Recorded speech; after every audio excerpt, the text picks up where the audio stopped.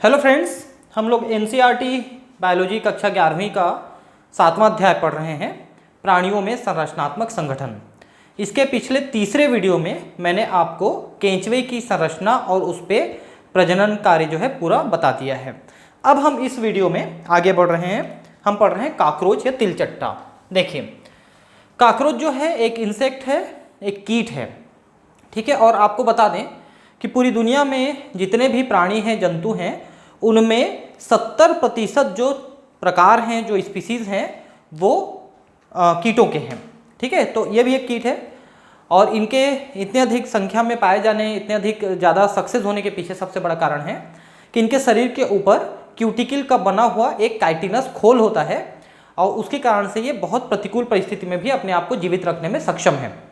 जैसे काकरोच है, काकरोच के बारे में कहा जाता है कि अगर परमाणु बम भी फूटता है और वो थोड़ा से दूर में है, अगर एकदम पास में रहेगा तब तो भूंज जाएगा, थोड़ा दूर में रहेगा तो वो बच जाएगा और उस पर भी रेडिएशन का ज़्यादा प्रभाव नहीं पड़ेगा। और ये भी कहा जाता है कि जो काकरोच है वो पिछले 1 करोड़ सालों से लगभग वैसे ही है, उसमें कोई बदलाव नहीं आया है, ठीक है। काकरोच चमकदार भूरे अथवा काले रंग के सपाट शरीर वाले प्राणी हैं जिन्हें कि संघ फाइलम आर्थ्रोपोडा में के वर्ग इंसेक्टा या कीट वर्ग में शामिल किया गया है। तो जो संघ है, फाइलम है आर्थ्रोपोडा, उसमें जितने भी मेंबर्स हैं उनके पैरों में जॉइंट्स हैं, ठीक है। इनके पैरों में भी आप देखेंगे तो देखिए जॉइंट्स नजर आ रहे हैं, ठीक है, जैसे हमारे हाथ पैरों में जॉइंट्स होते हैं वैसा, ठीक है। और इनके पैरों के जॉइंट्स के जो नाम हैं, मतलब जो पार्ट्स हैं, उसमें फीमर, कॉक्सा, टिबिया इस टाइप के नाम है, जैसे हमारे पैरों में है वैसे ही, ठीक है। उष्णकटिबंधीय भागों में चमकीले पीले, लाल तथा हरे रंग के काकरोच अक्सर दिखाई दे जाते हैं। तो देखिए, कुछ उष्णकटिबंधीय भागों में ज़्यादा पाए जाते हैं, मतलब जो गर्म इलाके हैं। इसीलिए भारत में शायद ही ऐसा कोई घर होगा, ऐसा कोई जगह होगा जहाँ पर काकरोच नहीं होंगे, ठीक है। सबसे सक्सेसफुल एनिमल्स में शामिल है। मनुष्य का जो युद्ध है हमेशा से काकरोच, मच्छर और चूहे से होता रहा है और मनुष्य कभी भी इससे जीत हासिल नहीं कर पाया है। इनका आकार चौथाई से 3 इंच से लेकर के मतलब चौथाई से लेकर 3 इंच तक होता है, मतलब सेंटीमीटर में कहेंगे तो 0.6 यानी आधे सेंटीमीटर के आसपास से लेकर 7.5 सेंटीमीटर तक, 7.6 सेंटीमीटर तक ये लंबे होते हैं। आपका जो छोटा स्केल है वो 6 इंच लंबा होता है, 15 सेंटीमीटर, ठीक है। तो लगभग छोटे स्केल के आधे भाग इतने लंबे तक काकरोच पाए गए हैं, आप सोच सकते हैं। इनमें लंबी श्रृंगिका यानी एंटीना, पैर तथा ऊपरी शरीर भित्ति में चपटी वृद्धि होती है जो कि सिर तक को ढके रहती है, ठीक है। देखिए, ये जो इनके शरीर के ऊपर की बात कर रहा है तो ये उसी काइटिनस खोल की बात कर रहा है जो पूरे शरीर को लगभग ढका हुआ है, ठीक है। अभी और बात करूंगा मैं इसमें। समस्त संसार में ये रात्रिचर सर्वभक्षी प्राणी है ना, ओमनिवोरस है, क्योंकि ये सड़े गले मांस को भी खा सकते हैं, सड़े गले फल सब्जियों को भी खा सकते हैं और मल पदार्थ को भी खा सकते हैं। इसलिए लेट्रिन में रहता है, लेट्रिन के टॉयलेट के टंकी में रहता है, नम जगह पर मिलते हैं।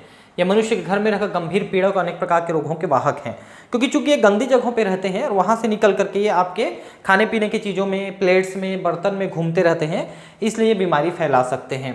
तो आप इनके शरीर की संरचना आप देख सकते हैं। इनके शरीर में ये ऊपर सबसे ऊपर होता है हेड, ठीक है, और हेड के बाद होता है थोरेक्स।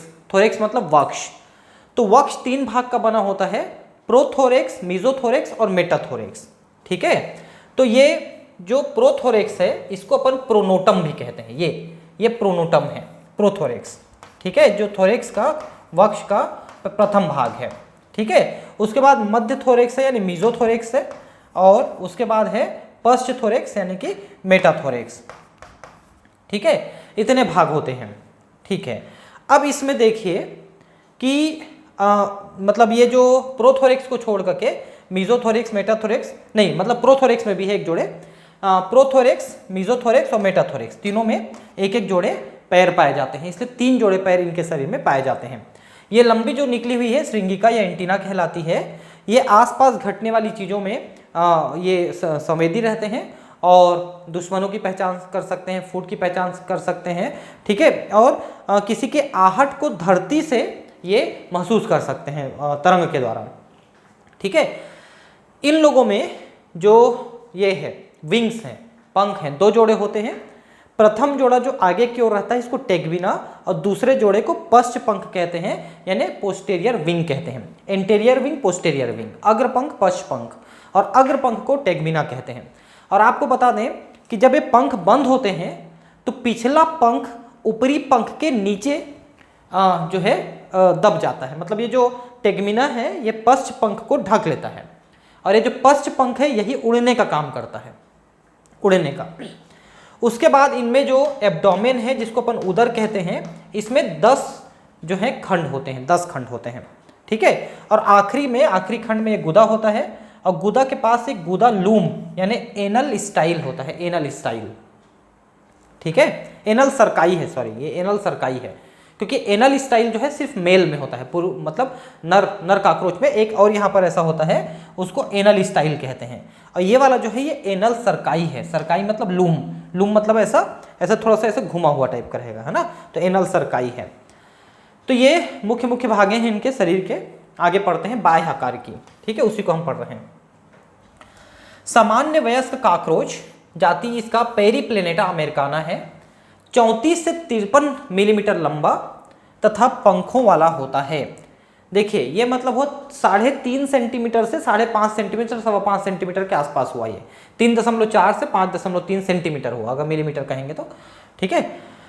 पंख नर में उदर के आखिरी छोर से भी आगे बढ़े होते हैं, मतलब जो पंख है नर में वो काफ़ी लंबा होता है और ऐसे बंद रहता है, तो एब्डोमेन के आगे तक ऐसे निकला होता है, ये नर की बड़ी पहचान होती है। काकरोच का शरीर मुख्य रूप से खंडों में बटा रहता है तथा इसके 3 मुख्य भाग होते हैं, सिर, वक्ष तथा उदर, 3 भाग में बटा है, अभी हमने देखा। इसका पूरा शरीर मजबूत काइटिन युक्त बाह्य कंकाल का बना होता है। देखिए काइटिन का बना हुआ क्यूटिकल कहते हैं इसको भी, इससे पूरा शरीर ढका रहता है। और ये जो क्यूटिकल है ना, ये प्लेट में रहता है, ऐसे प्लेट्स में रहता है। ऊपर वाले प्लेट्स को टर्जाइड कहते हैं और नीचे वाले प्लेट को स्टर्नाइट कहते हैं, और वो आपस में जुड़े होते हैं आर्थ्रोडियल मेम्ब्रेन के द्वारा। तो फिर से समझ लीजिए कि जो खोल है बाहर का काइटिन का बना हुआ, वो प्लेट्स का बना होता है। ऊपरी वाले प्लेट्स को अपन टर्जाइड, निचले वाले प्लेट्स को अपन स्टर्नाइट कहते हैं। ऊपर को पृष्ठ सतह, नीचे को अधर सतह कहते हैं। प्रत्येक खंड में बाह्य कंकाल में मजबूत पट्टिकाएं होती हैं जिन्हें स्क्लेराइड्स कहते हैं, है ना। उनको सभी को मिला के स्क्लेराइड्स कहते हैं, जो प्लेट्स हैं ऊपर नीचे सभी को स्क्लेराइड्स, ऊपर वाले को टर्जाइड, नीचे वाले को स्टर्नाइट, है ना। पृष्ठ वाली पृष्ठकांश और अधर वाली अधरकांश कहते हैं, इसी को टर्जाइड, ठीक है, टर्जाइड, और इस वाले को स्टर्नाइट, समझ लेना, ठीक है, ये इनका इंग्लिश नाम है। तो पृष्ठ वाले ऊपर वाले को पृष्ठकांश और नीचे वाले को अधरकांश कहते हैं। ये खंड आपस में एक पतली, महीन व लचीली झिल्ली से जुड़े होते हैं जिन्हें संधिकारी झिल्ली या आर्थ्रोडियल मेम्ब्रेन कहते हैं। तो एक बार फिर से बता रहा हूं, ये कचर पचर हो जा रहा है हिंदी इंग्लिश करके। शरीर ढका होता है प्लेट्स के द्वारा, प्लेट्स को हम कहते हैं ये स्क्लेराइड्स, हिंदी में कटक। ऊपर वाले प्लेट्स को पृष्ठकांश या टर्जाइड, नीचे वाले प्लेट्स को अधरकांश या स्टर्नाइट कहते हैं। आपस में जोड़ने के लिए, इनको जोड़ने के लिए आर्थ्रोडियल मेम्ब्रेन या संधिकारी झिल्ली होती है, ठीक है। हिंदी में यही दिक्कत है कि अगर शुद्ध हिंदी में पढ़ा देंगे तो आगे आपको दिक्कत आने लगेगी, तो थोड़ा सा इंग्लिश भी आपको जानना जरूरी है, इसलिए मैंने हिंदी की एक क्लास चालू की है आपके लिए विशेषकर, है ना। शरीर के अग्रभाग में स्थित सिर त्रिकोणीय होता है, यानी ट्रायंगुलर, ऐसे ट्रायंगुलर है, एकदम सीधा ऐसे गोल नहीं है। शरीर के अनुदैर्ध्य अक्ष के साथ लगभग समकोण बनाता है, मतलब सीधा सीधा ऐसे रहता है। 6 खंडों के मिलने से बनता है। इस विशेष बात को ध्यान रखेंगे कि इसका सिर जो है 6 खंडों से मिलके बनता है तथा अपनी लचीली गर्दन के कारण सभी दिशाओं में घूम सकता है ना। ये काफी इधर उधर अपने सिर को घुमा सकता है। सिर संपुटिका पर एक जोड़ी संयुक्त नेत्र होते हैं। देखिए इनके नेत्र संयुक्त कहलाते हैं, हमारे नेत्र सरल नेत्र हैं। संयुक्त और सरल नेत्र में अंतर यह है कि हमारा सरल नेत्र एक ही है, जबकि संयुक्त नेत्र में ऐसे जैसे पेन है ना, ऐसी 2000 की संख्या में होते हैं लंबी लंबी संरचनाएं, जिसको ओमेटिडिया कहते हैं। ओमेटिडिया के मिलने से इनका संयुक्त नेत्र बनता है, ठीक है। और हर भाग अलग अलग भाग को देखता है, हर एक ओमेटिडिया सामने वाले के अलग अलग भाग को देखता है, ठीक है। तो ये संयुक्त नेत्र है, हम लोग का सरल नेत्र है, एक ही नेत्र है ऐसा, ठीक है, ऐसा है। तो इनमें दो जो है नेत्र आजू बाजू में लगे होते हैं, सिर के कैप्सूल में, सिर एक कैप्सूल जैसा उसमें लगे होते हैं। ठीक है, आंखों के आगे झिल्ली युक्त सॉकेट से धागे जैसी एक जोड़ी श्रृंगिका निकलती है। ठीक है, तो जो एंटीना है श्रृंगिका है वो एक सॉकेट से निकला हुआ है। श्रृंगिका में संवेदी ग्राही उपस्थित होते हैं जो वातावरणीय दशाओं को मापने का कार्य करते हैं, है ना। तो हवा वातावरण में क्या हो रहा है, शत्रु आ रहा है, मित्र आ रहा है, या शिकार आ रहा है, खाना है, पीना है, क्या चीज आ रहा है, उसको ये अपने एंटीना के द्वारा जान जाते हैं। इतने ज्यादा संवेदी है एंटीना इनके, इसलिए धीरे धीरे करके भी आप जाते हो तब भी कॉकरोच को पता चल जाता है कोई आ रहा है करके। सिर के आगे वाले छोर पर उपांग लगे होते हैं जिनसे काटने व चबाने वाले मुखांग बनते हैं। देखिए, जो कीट होते हैं इनमें अलग अलग प्रकार के मुखांग होते हैं, है ना। बाइटिंग एंड चेविंग यानी काटने और चबाने वाला इन लोगों में होता है ना। वैसी पियर्सिंग एंड शकिंग यानी चुभा करके चूसने का काम ये करता है मच्छर, है ना। वैसी साइफोनिंग का काम करता है आपका ये बटरफ्लाई, उसमें भी ऐसे चूसने का ही अंग बना होता है।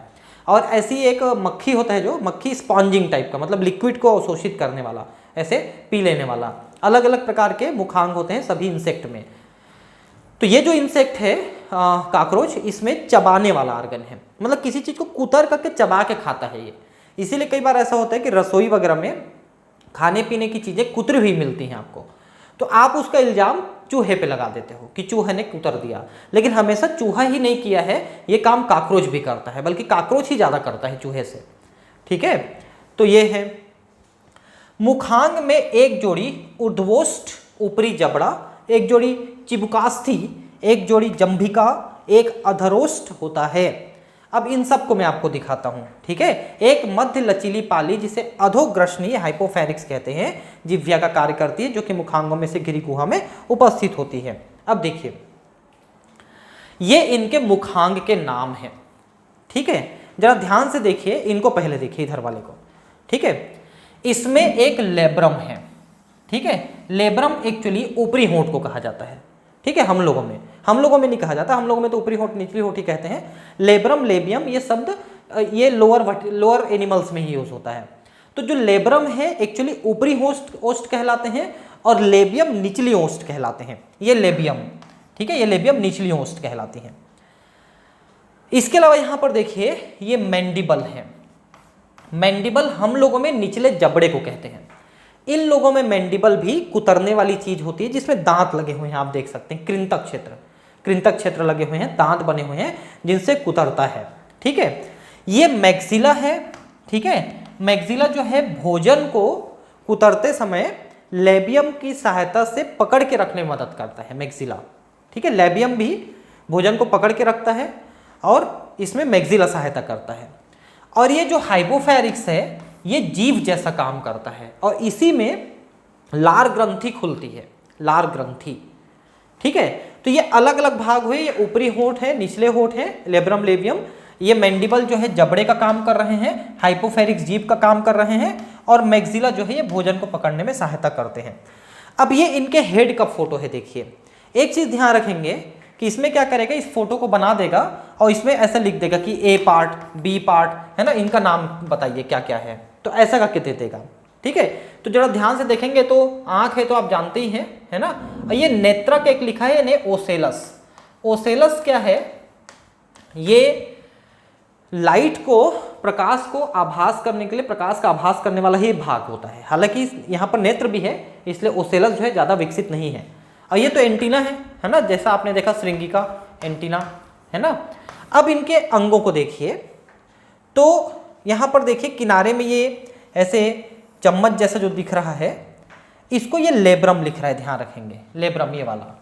ठीक है, और बीच में ऐसा बड़ा वाला भाग है, इसे ये मैंडिबल कह रहा है, और किनारे किनारे वाला भाग ये मैक्सिला कहला रहा है ना।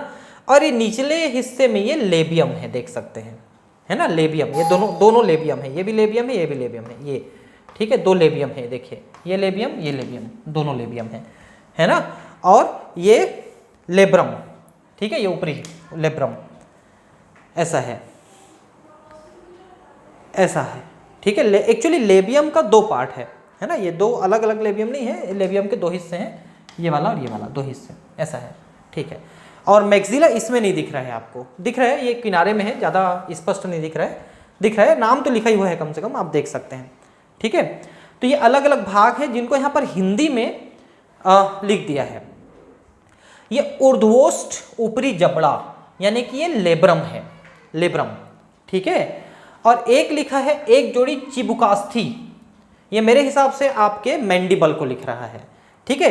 एक जोड़ी जंभिका, ये हाइपोफेरिक्स है, ठीक है। और नहीं, हाइपोफेरिक्स का नाम तो अधोग्रसनी लिखा है यहाँ पर, ठीक है। एक जोड़ी जंभिका, ये लेबियम को लिख रहा है, लेबियम को।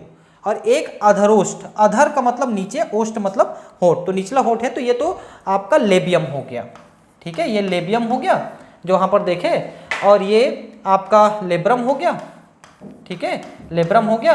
और ये मैक्सिला हो गया, ठीक है, मैक्सिला। और ये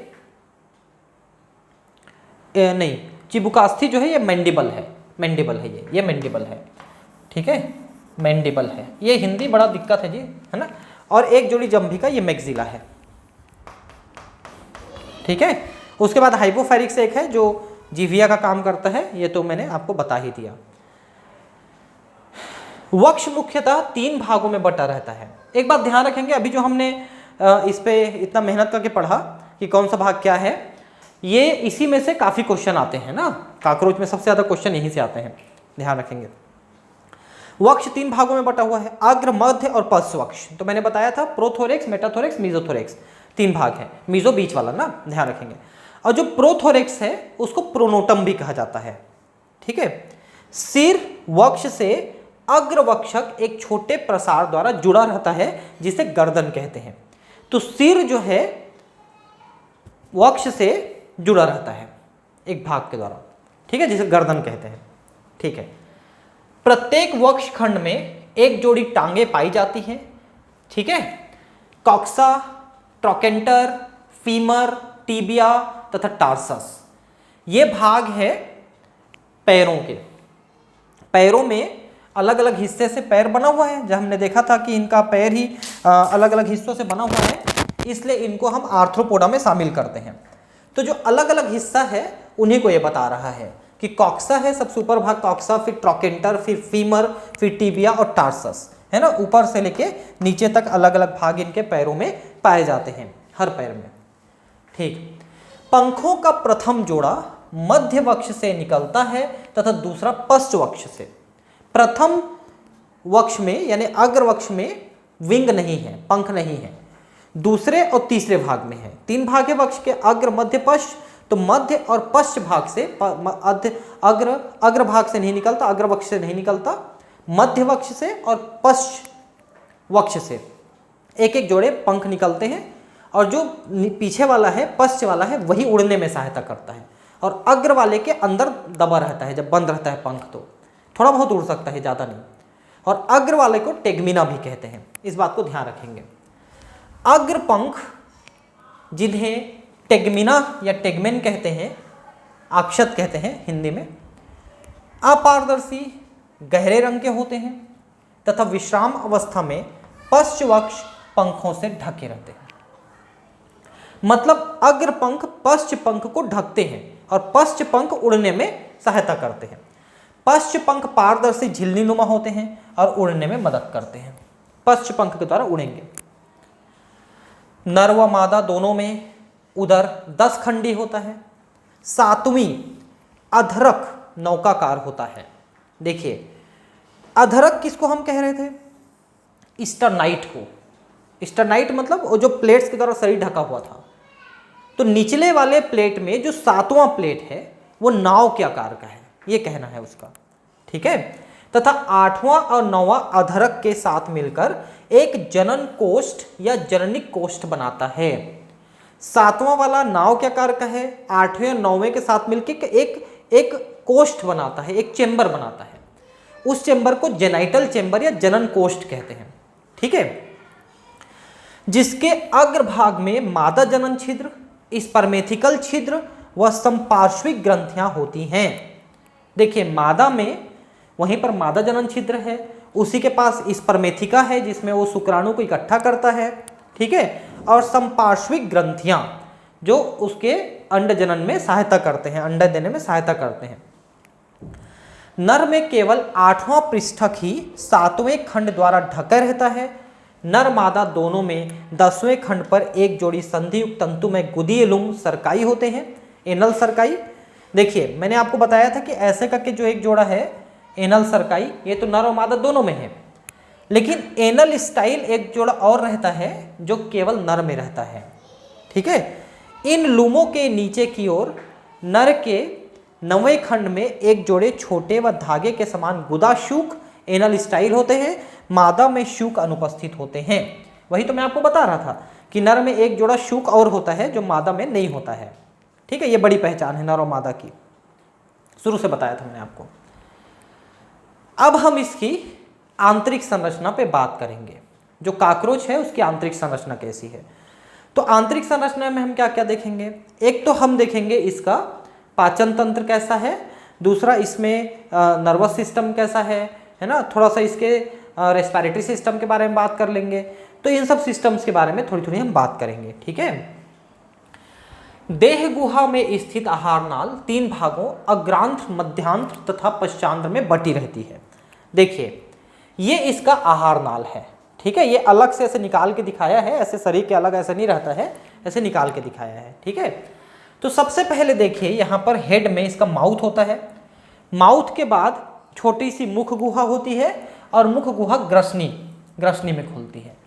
ग्रसनी जो होती है भोजन को निगलने में सहायता करती है। फिर ग्रसनी जो है एक छोटे से ट्यूब जैसे ग्रास नली यानी ईसोफेगस में ग्रसिका में खुलती है। ठीक है, यहीं पर मुख गुहा में लार ग्रंथियां जो हैं खुल जाती हैं और लार को मुख के अंदर लेके आती हैं। ठीक है, ठीक, इसके बाद देखिए ये जो एक बड़ा सा पाउच जैसा दिख रहा है इसको हम कहते हैं क्रॉप। ठीक है, क्या कहते हैं, क्रॉप या सस्त क्रॉप। ठीक है, इस क्रॉप का काम यह है कि ये भोजन को इकट्ठा करता है और थोड़ा सा नम लसलसा बना देता है। उसके बाद भोजन जो है पेशणी यानी कि गिजाड़ में पहुंचता है और गिजाड़ जो है भोजन को पीसने का काम करता है, पेशणी भोजन को पीसने का काम करता है। उसके बाद फिर शुरू होता है ये मध्यांध्र। अभी तक ये अग्रांध्र पढ़ रहे थे अपन, फोरकट, अब मध्यांध्र। तो मध्यांध्र जो है जहां पर ये खुलता है, पेशणी शुरू होता है, वहीं पर हिपेटिक डाइवर्टिकुलम लगे होते हैं। ऐसे 5, 6, 7, 8 की संख्या में, 7, 8 की संख्या में ऐसे उंगलियों जैसे संरचनाएं लगी होती हैं। इन्हें कहते हैं यकृति अंधनाल। अंधनाल का मतलब दूसरा सिरा बंद। ठीक है, हिपेटिक डाइवर्टिकुलम कहते हैं इनको, डाइवर्टिकुला। ठीक है, मतलब क्या होता है, ये लंबी लंबी उंगलियों जैसी संरचनाएं हैं जिससे पाचक रस स्रावित होता है और मध्यांध्र में पहुंचता है। ठीक है, अब मध्यांध्र शुरू हुआ तो मध्यांध्र में भी 3 भाग में आप बांट सकते हो, इलियम, कोलन और रेक्टम, 3 भाग में। ठीक है, तो ये देखिए इलियम छोटी भाग है, ये पूरी भाग, इलियम मतलब छोटी नहीं, मतलब ये मुख्य भाग है इलियम। उसके बाद है कोलन, इलियम, कोलन, फिर रेक्टम। ठीक है, तो इलियम को क्षुद्रांत यानी छोटी आंत कह दिया है, बृहांद्र यानी कोलन है, यहाँ पर ध्यान रखेंगे कोलन, और ये इलियम है, ILEUM। ठीक है, इलियम ऐसा है। तो 3 भाग में है, ये इलियम है, कोलन है और रेक्टम है, यानी कि क्षुद्रांत, बृहदांत्र और मलाशय। यहीं पर देखिए कि जहां पर पेशणी और ये खुला, यहां पर हमने देखा कि हिपेटिक सिकी लगे हुए हैं, हिपेटिक डाइवर्टिकुलम लगे हुए हैं, हिपेटिक सिकी भी कहते हैं इसको ना, ध्यान रखेंगे, जो उंगलियों जैसी संरचना है जो पाचक रस स्रावित करती हैं। और यहाँ पर जहाँ पर क्षुद्रांत्र बृहदांत्र मिलते हैं, यहाँ पर फिर बहुत संख्या में, 150-200 की संख्या में इस टाइप के लगे होते हैं। और ठीक है, ऐसे धागे जैसी संरचनाएं, इनको मेलपिघियन नलिकाएं कहते हैं। और मेलपिघियन नलिकाएं क्या करते हैं पता है, उत्सर्जन का काम करते हैं। ये देह गुही द्रव में डूबे हुए हैं और वहां से नाइट्रोजनी उत्सर्जित पदार्थ को अवशोषित करते हैं और आहार नाल के अंदर डाल देते हैं। तो मल पदार्थ के साथ नाइट्रोजन बाहर आ जाता है, यूरिक एसिड। क्योंकि काकरोच एक कीट है तो ये नाइट्रोजनी उत्सर्जी पदार्थ को यूरिक एसिड के रूप में निकालता है, हम लोग यूरिया के रूप में निकालते हैं, इसलिए हम लोग यूरियोटेलिक कहलाते हैं। ये यूरिक अम्ल के रूप में निकालता है इसलिए यूरिकोटेलिक कहलाता है। और यूरिक अम्ल की विशेषता ये है कि उसके लिए पानी की जरूरत नहीं पड़ती है, ठोस के रूप में निकलता है, इसलिए पानी का बचाव हो जाता है। हमारे में पानी बहुत लग जाता है यूरिन में निकलने के लिए, लेकिन इन लोगों में पानी का नुकसान नहीं होता है। ठीक है, उसके बाद जो है ये बृहदांत्र जो कोलन है, फिर रेक्टम है, इतने भागों का बना हुआ है। रेक्टम जो है एनस में खुल जाता है। ये देखिए ये एनल सरकाई है जो दोनों में होते हैं, और एनल स्टाइल यहाँ पर और एक जोड़ा होता है जो सिर्फ नर में होता है, वही मैं आपको शुरू से बताया था। तो एक बार फिर से इसका हारनाल बताता हूँ। मुख है, फिर वो मुख गुहा ग्रसनी में खुलता है, ग्रसनी एक ग्रासनली या ग्रसिका में खुलती है जो कि क्रॉप में खुल जाती है, क्रॉप यानी शस्त्र। ठीक है, फिर एक पेशड़ी यानी गिजाड़ जो भोजन को पीसता है, ये शस्त्र जो है ये भोजन को नम बनाता है। फिर छोटी आंत में ये इलियम है, फिर बड़ी आंत में कोलन और रेक्टम। ये जॉइंट में यहाँ पर हिपेटिक सिकी जुड़े होते हैं जो पाचक रस स्रावित करते हैं, और यहाँ पर मेलपीघियन नलिकाएं जुड़ी होती हैं जो उत्सर्जन का काम करती हैं। बस इतनी संरचना है इसमें, है ना। देह गुहा में स्थित आहारनाल 3 भागों में अग्रांध्र, मध्यांध्र एवं पश्चांध्र में बटी होती है, फोरगट, मिडगट, हाइंडगट। मुख एक छोटी नलिकाकार ग्रसनी में खुलती है जिससे एक सीधी और सक्रिय नली ग्रसिका निकलती है। ग्रसिका हम लोगों में भी है जो गले से लेकर के पेट के स्टमक तक जाती है। ग्रसिका एक पतली भित्ति वाली कोश में खुलती है जिसे अन्नपुट या क्रॉप कहते हैं, जिसे भोजन संग्रहित रहता है और इसको नम और लुगदी जैसा बना देता है। इसके पीछे ग्रंथिल जठर प्रोवेंट्रिकुलस या पेशणी होता है जिसको गिजाड़ कहते हैं। तो गिजाड़ को प्रोवेंट्रिकुलस भी कहते हैं, ध्यान रखेंगे। इससे बाहर एक मोटा वर्तुल पेशी स्तर होता है तथा स्तर की उपत्वचा 6 स्थानों पर मोटी होकर उपत्वची दांत बनाती है। तो आप ये कह सकते हैं कि जो गिजाड़ है उसके अंदर 6 दांत होते हैं जो उसको भोजन को पीसने में मदद करते हैं। जैसे आटा चक्की में कभी आप उसके अंदर का पत्थर देखेंगे, कभी मौका मिले तो उसमें से दांत बने होते हैं जो ऐसे रगड़ खा के गेहूं को पीस देते हैं। ठीक है, वैसे ही तो 6 दांत होते हैं। ये दांत भोजन के मोटे कणों को पीसने में सहायक होते हैं। पूरा अग्रांध्र अंदर से उपत्वचा क्यूटिकल से आस्तारित रहता है। ध्यान रखेंगे कि इनमें सिर्फ मध्यांध्र जो कि इलियम होता है, इलियम सिर्फ वही जो है क्यूटिकल से आस्तारित नहीं है अंदर की तरफ, बाकी अग्रांध्र और पश्चांध्र दोनों। यानी अग्रांध्र में कौन कौन है, ये क्रॉप, गिजाड़, यहाँ तक अग्रांध्र है। मध्यांध्र में आपका ऐसे कॉइल था ना, इलियम जिसको कह रहे थे, वो मध्यांध्र है। और फिर उसके बाद कोलन और रेक्टम में पश्चांध्र हैं। तो अग्रांध्र और पश्चांध्र दोनों क्यूटिकल से आस्तारित है अंदर की तरफ, लेकिन मध्यांध्र जो है उसके अंदर की तरफ क्यूटिकल का आवरण नहीं है, क्योंकि वहीं से भोजन को अवशोषित करना है। अगर वहां पर हम क्यूटिकल का आस्तरण कर देंगे तो भोजन का अवशोषण नहीं होगा। तो पहले और आखिरी में क्यों है, ताकि वो चूंकि वो सड़ी गली चीजें खाता है, उसमें बैक्टीरिया वायरस बहुत ज्यादा होते हैं, तो जब तक हम उनको मार नहीं लेते तब तक वो शरीर में प्रवेश न कर जाए, इसलिए क्यूटिकल का आस्तरण रहता है ताकि वहां से वो शरीर में अंदर सीलोम में न घुस जाए। ठीक है, बैक्टीरिया वगैरह। मध्यांध्र एक सक्रिय तथा समान व्यास की नलिका होती है जिसमें उपत्वचा का आस्तरण नहीं होता। मैंने कहा ना क्यूटिकल नहीं होता मध्यांध्र में। अग्रांध्र व मध्यांध्र के संधि स्थल पर अंगुली के समान 6 से 8 अंध नलिकाएं लगी होती हैं जिनके सिरे बंद रहते हैं। इनको यकृति या जठरी अंधनाल या हिपेटिक सिका कहते हैं। ये पाचक रस बनाती हैं। तो हिपेटिक सिका मैंने आपको बताया, ये हिपेटिक सिका है, 8-10 की संख्या में होते हैं और पाचक रस बनाते हैं। ठीक है, ठीक। ये देखिए, अब मध्यांध्र तथा पश्चांध्र के संधि स्थल पर भी लगभग 100 से 150 पतली पीले रंग की नलिकाएं होती हैं, जिन्हें ये देखिए, ये नलिकाएं इसको बोल रहा है, ये जिनको मेलपीघियन नलिकाएं कहते हैं। ये हीमोलिम्फ से उत्सर्जित पदार्थों के उत्सर्जन में सहायक होती हैं। कैसे उत्सर्जन करते हैं, तो ये वहां से नाइट्रोजनी पदार्थ को लेकर के यूरिक एसिड बना के उसको शरीर से बाहर निकालते हैं। पश्चांध्र मध्यांध्र से थोड़ा चौड़ा होता है। क्षुद्रांध्र बृहदांध्र मूत्राशय में विभक्त रहता है। ठीक है, मलाशय बाहर की ओर गुदा द्वारा खुलता है। वो मूत्राशय नहीं है, मलाशय है जी, वो गलत लिख दिया है, ठीक है। तिलचट्टे में खुला परिसंचरण तंत्र। अब परिसंचरण तंत्र के बारे में बात कर रहे हैं, देखिए। तो एक्चुअली इसको देखने से उतना सही समझ में नहीं आ रहा है, मैं आपको एक और डायग्राम बनाता हूँ। जैसे कि ये उसका शरीर है, ऐसा शरीर है, ठीक है, पीछे वाला हिस्सा है, और ये आगे ऐसा इसका एक सिर है, ठीक है। तो यहाँ पर दो ऐसे डायफ्राम होते हैं जो शरीर को 3 भागों में बांटते हैं, ठीक है। ऊपर वाले को डॉर्सल चेंबर, नीचे वाले को वेंट्रल चेंबर और बीच वाले को विसरल चेंबर कहते हैं। 3 चेंबर है, डॉर्सल, ठीक है, विसरल और वेंट्रल चेंबर, ये 3 चेंबर हैं, ठीक है। और यहाँ पर 2 डायफ्राम हैं जो इनको 3 भागों में बांटे हुए हैं। ऊपर वाले को डॉर्सल डायफ्राम, नीचे वाले को वेंट्रल डायफ्राम कहा जाता है, वेंट्रल डायफ्राम, ठीक है। और ये डॉर्सल डायफ्राम।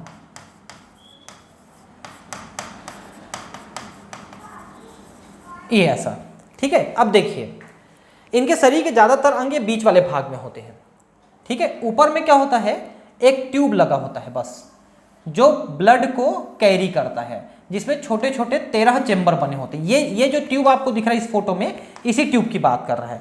इस तरह से चेंबर चेंबर में बना हुआ ट्यूब है ये, ठीक है। इसको हम कहते हैं डॉर्सल एओर्टा या पृष्ठ महाधमनी, पृष्ठ महाधमनी इसको कहा जाता है।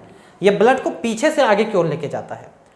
और यहाँ पर जो ब्रेन होता है, मतलब सेरिब्रल गैंग्लियन, यहाँ से 2 नर्व कार्ड निकल करके ये नीचे वाले हिस्से में जाते हैं। नर्व कार्ड ऐसे आजू बाजू में निकले होते हैं, ऐसे शरीर में आजू बाजू, ऐसे वेंट्रल साइड में नर्व कार्ड, इसलिए इसको न्यूरल चेंबर भी कहते हैं, वेंट्रल चेंबर को न्यूरल चेंबर, ठीक है। तो रक्त क्या होता है कि आगे आकर के यहाँ से ऐसे जाता है, ऐसे, ठीक है, रक्त जाता है पूरा भिगाता हुआ, और बीच बीच में रक्त ऐसे अंदर भी जाकर के ऐसे एंटर करते जाता है, ऐसे एंटर करते जाता है रक्त, और ये रक्त फिर से आगे की ओर आता है। और इसमें जो चेंबर बने होते हैं इनकी संख्या होती है 13 चेंबर, इसलिए काकरोच का हार्ट 13 चेंबर हार्ट माना जाता है। और उसमें वाल्व लगे होते हैं, ओस्टिया लगे होते हैं। वाल्व जो है ब्लड को सिर्फ आगे की ओर आने देता है, पीछे नहीं जाने देता, और ऑस्टिया के द्वारा ये ब्लड इसके अंदर एंटर करते हैं सभी जगह से, इस टाइप का है।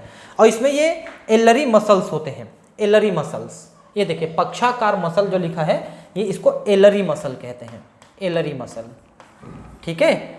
ये मसल्स जो हैं ये रक्त के प्रवाह में इनको मदद करते हैं।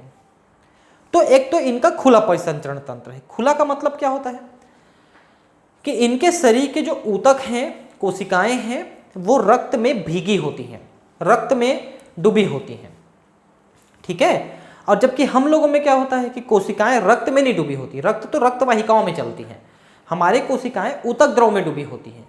और ऊतक द्रव और रक्त के बीच में आदान प्रदान होता है, और फिर कोशिका से आदान प्रदान होता है। ये मैंने आपको बताया है पहले के वीडियोस अगर आप देखे हैं तो। लेकिन खुले परिसंचरण तंत्र में क्या होता है कि कोशिकाएं रक्त में ही डूबी हुई हैं और रक्त ही वहीं पर फ्लो कर रहा है। ये खुला परिसंचरण तंत्र है। हम लोगों में रक्त और ऊतक द्रव 2 अलग अलग चीजें होती हैं। तिलचट्टे में खुले प्रकार का परिसंचरण तंत्र होता है।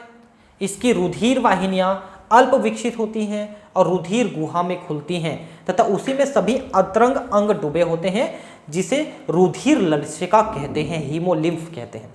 क्योंकि हम लोगों में ऊतक द्रव्य यानी लिम्फ अलग है, हीम यानी ब्लड अलग है, लेकिन इन लोगों में ब्लड और लिम्फ का काम एक ही कर रहा है, इसलिए इसको हीमोलिम्फ या रुधिर लसिका कहते हैं।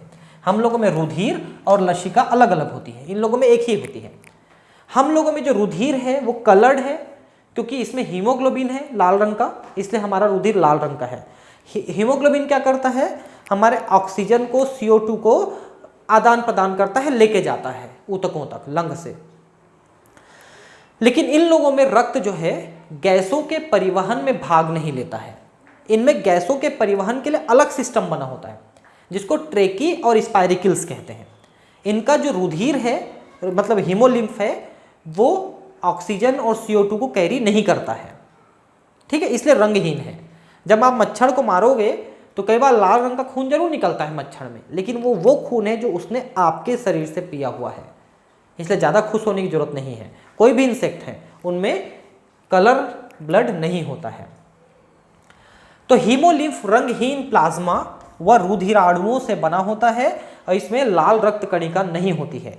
और रुधिराणु क्या करते हैं, ये उनके रुधिर को, हीमोलिम्फ को बैक्टीरिया वायरस से बचाते हैं। ये फैगोसाइटिक कोशिकाएं होती हैं।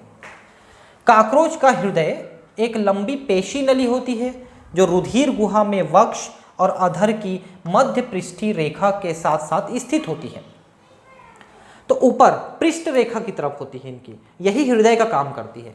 देखिए इनवर्टिब्रेट और हम वर्टिब्रेट में ही अंतर है। हमारा हृदय आगे की ओर है वेंट्रल साइड में, इनका हृदय पीछे की ओर है डॉर्सल साइड में, जिसको अपन डॉर्सल वेसल कहते हैं। ठीक है, हृदय कीपाकार कोष्ठकों में विभेदित होता है और दोनों तरफ आश्य या ओस्टिया होते हैं। ठीक है, तो छोटे छोटे चेम्बर्स में बटा होता है हृदय, 13 चेम्बर्स होते हैं, उसमें छोटे छोटे छिद्र होते हैं जिसको ओस्टिया कहते हैं। ठीक है, हिंदी में आश्य लिखा है, ओस्टिया को आश्य। ठीक है, और ये क्या करते हैं, ब्लड को अंदर जाने देते हैं, मतलब हृदय के अंदर, डॉर्सल वेसल के अंदर जाने देते हैं। श्वसन तंत्र शाखित श्वास नलों के जाल का बना होता है। एक्चुअली देखिए क्या होता है, इसको मैं पहले बता दूं। जैसे कि ये काकरोच है, इसका शरीर है, तो इसके शरीर में छोटे छोटे छिद्र होते हैं, 10 जोड़े छिद्र होते हैं। ठीक है, इन छिद्रों को अपन कहते हैं स्पाइरिकल्स। ठीक है, स्पाइरिकल्स यानी श्वास छिद्र। ठीक है, यहाँ से पतली पतली ट्यूब निकलती हैं, ये ट्यूब जो है जुड़ती हैं, फिर पतली पतली ट्यूब्स में इनका बंटवारा होता है और पूरे शरीर के एक एक कोशिका तक पहुँचती है। ये पतले पतले ट्यूब्स को ट्रेकी और ट्रेक्यूल्स कहते हैं।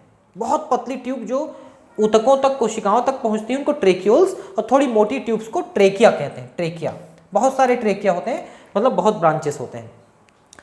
तो होता यह है कि साइड वाले छिद्रों से, जिसको स्पाइरिकल्स कहते हैं, वहाँ से हवा अंदर जाती है और एक एक कोशिका तक पहुँचती है, फिर वहाँ से CO2 निकल के उसी रास्ते से बाहर चली जाती है। इसलिए इनके ब्लड की आवश्यकता नहीं है गैसों के परिवहन के लिए, इसलिए इन लोगों में हीमोलिम्फ में कोई भी RBC टाइप की चीज़ या हीमोग्लोबिन टाइप की चीज़ नहीं है, इसलिए इनका रक्त वो है, कलरलेस है।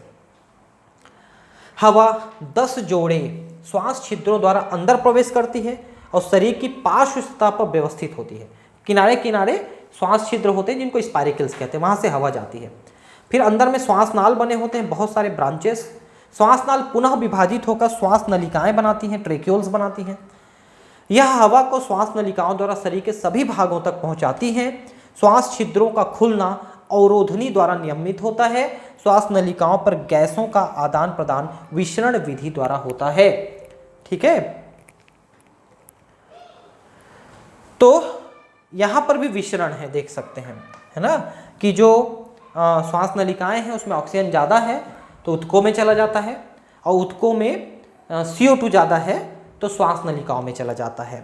तो इस तरह से यहाँ पर आदान प्रदान हो रहा है। ठीक है, तो ये तो आपका हृदय है। ठीक है, अब इसमें ये तंत्रिका तंत्र है और उत्सर्जन तंत्र के बारे में मैंने आपको बता दिया है, थोड़ा सा फिर से और बता दूंगा। तंत्रिका तंत्र है और उसके बाद ये इनका रिप्रोडक्टिव सिस्टम है। ये मैंने हिंदी और इंग्लिश दोनों में लगा रखे हैं, इसको ठीक से समझा पाऊंगा करके, क्योंकि हिंदी में इसके जो नाम हैं वो याद करना थोड़ा मुश्किल हो जाता है मेरे लिए भी, इसलिए मैंने हिंदी इंग्लिश दोनों के पिक्चर लगा रखे हैं। तो ये मैं आपको अगले क्लास में ठीक से समझाऊंगा कि काकरोच किस तरह से यहाँ पर प्रजनन वगैरह करता है, और उसके बाद फिर हम पढ़ेंगे फ्रॉग के बारे में। ठीक है ना, तो मिलते हैं फिर अगले क्लास में। और मैंने बताया कि मेरा केमिस्ट्री का चैनल चलता है, तो आप उसको भी देखें। केमिस्ट्री गुरु नीट करके आप जाएंगे तो केमिस्ट्री का चैनल आपको मिल जाएगा, उसमें आप जाके जरूर केमिस्ट्री पढ़ें, उसमें भी हिंदी मीडियम में पढ़ा रहा हूँ मैं, है ना। ठीक है, फिर मिलते हैं अगले क्लास में, है ना। Thank you, bye.